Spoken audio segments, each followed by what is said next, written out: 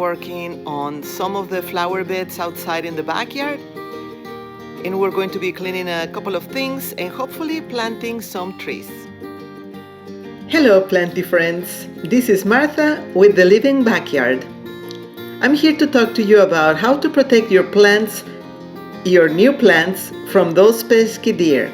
As cute as deer are, they cause a lot of damage and can be a major problem for gardeners as they love to nibble on fresh foliage.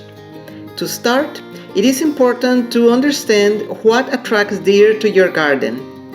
Deer are attracted to gardens for two main reasons: food and shelter. To deter deer, you can plant flowers that are less attractive to them, which is what I did, but deer-resistant plants don't necessarily mean that deer won't touch them. It only means they can tolerate, or they have a better chance to either be avoided or survive a deer chewing. These cute chunks of wood were done by our wood chipper.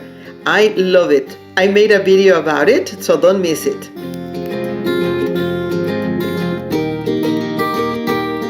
So far they have left this rock pestemon alone. The calla lily was coming back alive after a terrible summer, but by the time I'm editing this video, I have to report sadly that a baby deer chewed on the fresh tips. Ugh. This other white African iris was not chewed up, but a big fat deer decided to take a nap on top and left it half broken. I put a rock behind it and seems like it's doing a little better. You could also use deer repellents, which I don't particularly like.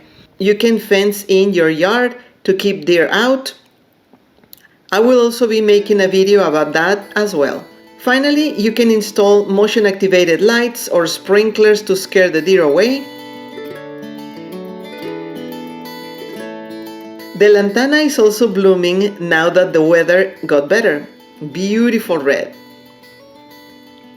There are several types of red lantana, and I want them all. Bandana red, Dallas red, salsa. They are considered toxic to dogs, so be careful with that.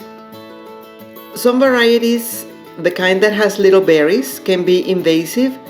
Not in my weather, but in some areas can be invasive. Next year I'm getting a purple lantana again.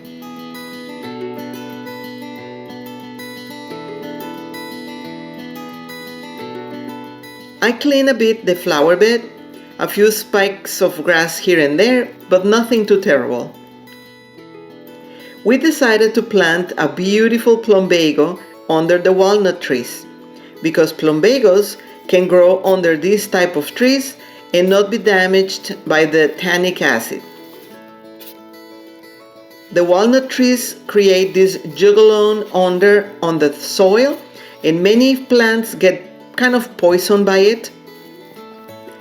What I love about the plumbago, besides being blue, is the fact that they can survive and thrive from zones 6 to 9, loves sun or shade, and needs very little water.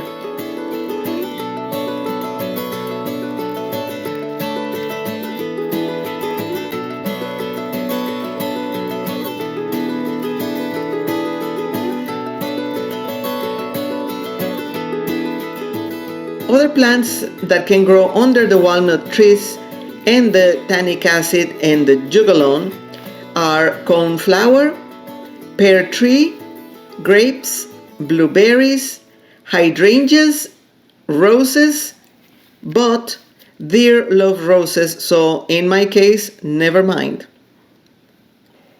I'm telling you, if it isn't the squirrels, it's the ants, and if not, the deer.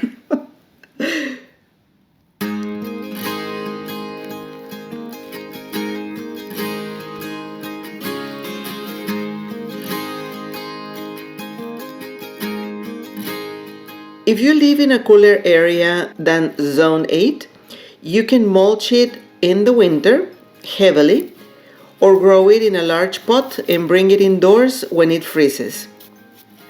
My mom had a black doggy that loved going under the plumbago bush, and it would come out all covered in blue flowers from ears to tail. It was so cute.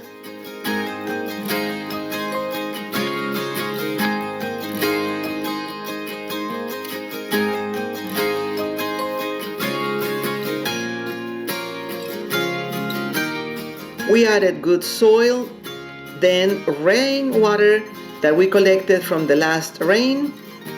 We dug more holes for more fall planting, but okay, my camera died, so I'm going to show you what we did because I didn't want to stop for batteries, but I'm going to show you what we have been doing. So far it's looking nice.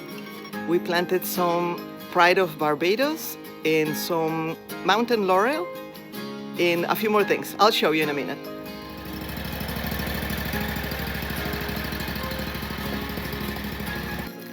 This is a Texas mountain laurel. It will grow fast and have beautiful purple flowers. The seed pods have these red beans that are so gorgeous. I just love them.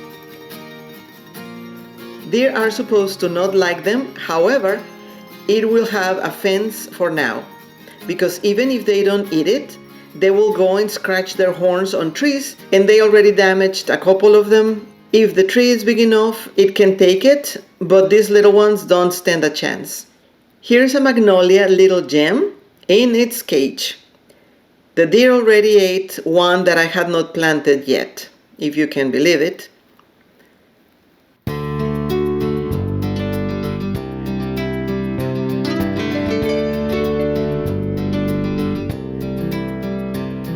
If you like this video, hit the thumbs up.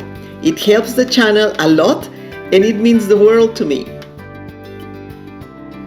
This one is a lavender color myrtle.